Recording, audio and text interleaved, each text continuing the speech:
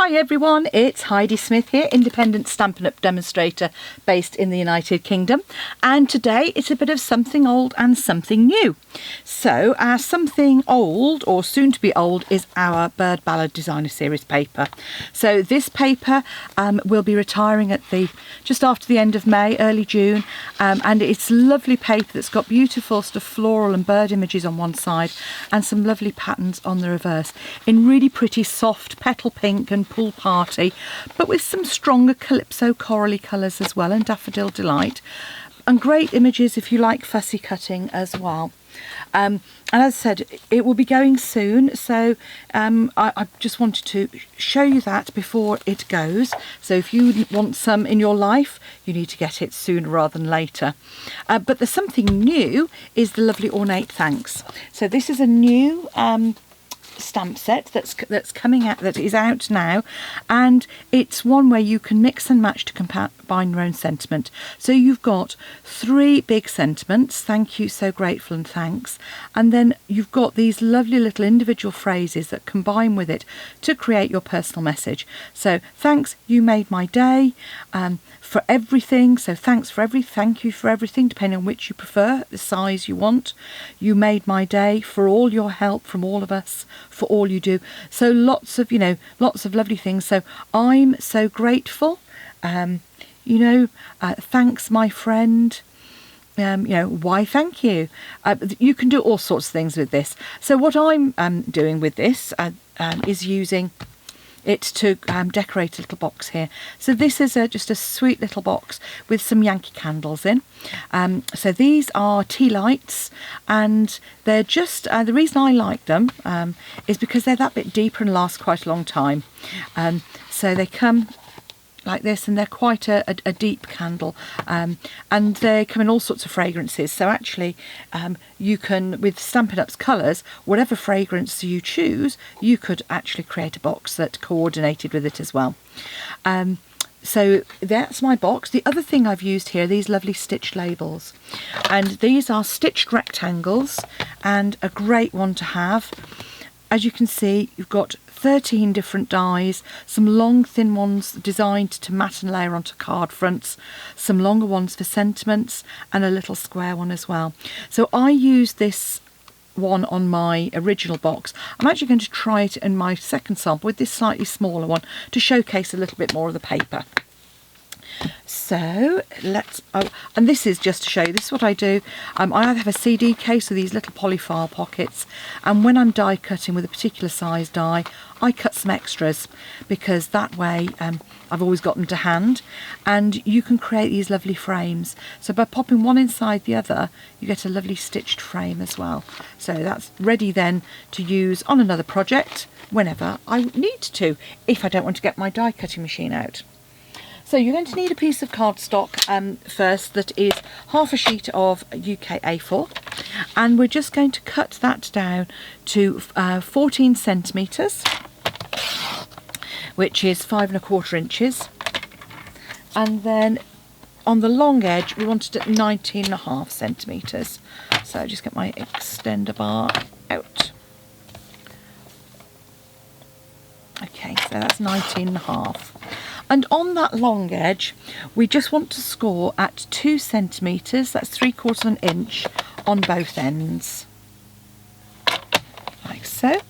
And then on the short edge, very simple scoring, it's 2 centimetres, 6, 8, and 12, which is 3/4, 2 1/4, 3 inches, and 4 1/2. So that's all of our card cutting. Next we want our paper. So this is 15 centimetres long, and my first piece I'm going to cut at 3 1/2 centimetres, just on the right hand side here, and that's for the top. I'm then going to cut a piece at 1 1/2 centimetres. So that was 6 inches, and you're going to cut at 1 1/4. For the front, keeping it at 15, and I'm just cutting it at 1.5 centimetres. And then for the sides, I'm going to cut another strip at 1 1/2, And then I'm just going to trim that down into 2 pieces of 3.5. So that'll be again on the sides. It will be sort of an inch. Oh gosh, no, it won't. It'll be 5/8. Half an inch, yeah, about 5/8. I'll double check the inch dimensions and pop those on my blog for you for those side pieces. Okay. Now that we've created that, you need your bone folder. This is a really useful tool whenever you're creating cards or boxes, because it just enables you to reinforce that crease. And being bone, it doesn't get damaged by you using it. If you use plastic, you get little grooves appear, whereas with the bone you don't. Used in bookbinding as well, but it just helps reinforce that and create that lovely crisp finish that you want. So once you've reinforced the creases, you want to grab your scissors, and on the short edge we are going to create our tabs. So you cut straight down the longer one and then just notch in on the little one. So again straight, and then notch on either side. So there you go, just to show you that. Create 3 tabs and then do exactly the same on the other side.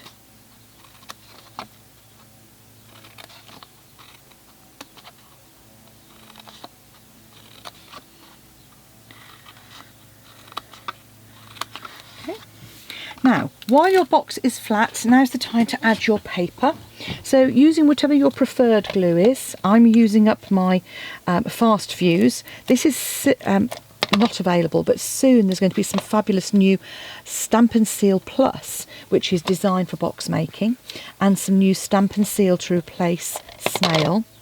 And these have been specifically designed by Stampin' Up for our card making needs.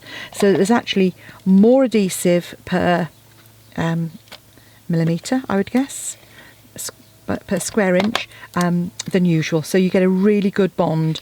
So the Stamp and Seal Plus, which is going to be for our box making, and then we're going to have Stamp and Seal for our card making and layers. So in the meantime, I'm using up my glues. So there's our that's how we're going to add our DSP. What we now want to do is actually create our box. So use some tear and tape, or use some Tombow if you've got a little more time. As you know, I tend to use my tape pen for speed, particularly on videos. And now the undecorated end is our box base. So we fold up that side flap and just add our tab around the back. So fold the tab in, fold the side up, and just give it a squeeze. And then keeping the other bits out of the way, this is the sort of trickiest one, do the same, and on the other end as well. Just pop that in like so. Give it a good squeeze. Then I like to put my candles in now, because that helps give the box a bit of stability, and you get a really nice snug fit. So pop my 4 tea lights in, fold the box up, and fold those little tabs over before closing it. So that way you know that your box fits, and you know that it's nice and snug. So now I'm going to add in a bit of baker's twine, and leave about 6 inches, about 15 centimetres. It's, you know, inexpensive, so I you don't mind being more generous with that. And then just trim it away. And then one of the things I do when I'm working on a box and I want to keep it nice and tight is I do a surgeon's knot. So go over once and round, and then go over again. And then when you pull that tight, it tends to hold rather than ping open. It's a really useful tip as well if you're teaching kids to tie their shoelaces. Helps keep the tension. Well, it did with my kids anyway. They're a little bit beyond that now, which is just as well. I'm not having to homeschool them, which I know many of you are. So kudos to you guys. So there's our basic box. Now what we want to do is decorate it. So as I said, I thought I'm going to use the slightly smaller one, which I think will still work well for this box. And I'm going to use my Calypso Coral ink because that coordinates with our box. So we've got the coordination with Calypso Coral on there, and we've got the Petal Pink, which is that lovely kind of orangey pink. Just works so well. So I'm just going to pop my thanks at the top edge. I'm using my grid paper to help line up. Then I'm going to use my little sentiment to make sure it's up the right way and pop that underneath. I probably haven't done that as...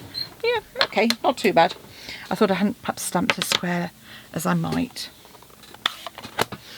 So now we're into adding a bit of dimension. So we're going to use my Stampin' Dimensionals. These are the 3D foam pads that we've got, which are already cut, and they are really have a really good adhesion as well. So I'm going to pop that in there. So I've got enough space to add my flower on the one end, and I've got enough space to add my little bird on the other. So all I've done is, you can see here, I've got a scrap of my Bird Ballad DSP left over. Now, if you struggle to fussy cut, what you could do is you could just use something like a circle punch to punch around the shape. That would work well as well, or another label shape maybe. But if you're able to fussy cut, it doesn't take very long. We're not going for the tiniest little detail here, just a kind of outline. And when I fussy cut, what I try and do is keep my scissors fairly still and move the paper within those. And I do find that works quite well to get sort of smooth cutting rather than straight lines. There you go. I mean, it is easy with Stampin' Snips because they cut right to the end. So there's our pretty flower for the one end. And then all I've got here is some birds. I have chosen generally the sort of pinkish birds, and we can actually go for that one that's kind of looking back over the shoulder. There we go. So like so. And let's go in there. So once I've rough cut one out, then I can go in and it's easier to manoeuvre that smaller piece of paper around to get our image. Now if you wanted to, and another option for you here, if you've got the stamp set, is you could use the Free as a Bird stamp set, and you could cut out those images by hand after you'd stamped them as well. They don't come with dies, those ones, so let's get my scraps out of the way. So all that's left is to pop our bird here, and what I'm going to do is actually pop a dimensional on the head, and I'm going to use one of our mini dimensionals. So these are deliberately designed for these little bits of sticking that we're going to do. And on the tail, I'm just going to add a bit of glue because I'm going to stick that onto the label itself. So if we pop that on there, like so, and then on the back of this, just a single dimensional is all that it needs to add just on the end. And there we have a pretty gift box to hold some tea lights using our lovely Bird Ballad. Here's my original one with the bigger label. Which do you prefer? I think both work equally as well. All you do, nice bit of baker's twine just finishes it off. And don't forget, you only got a few more days to get this paper, so pop along to my shop at flutterbyheidi.co.uk and follow the links to purchase it, or pop along to heidismith.stampinup.net, which is my direct link to my Stampin' Up shop. I'd love it if you chose me as your demonstrator.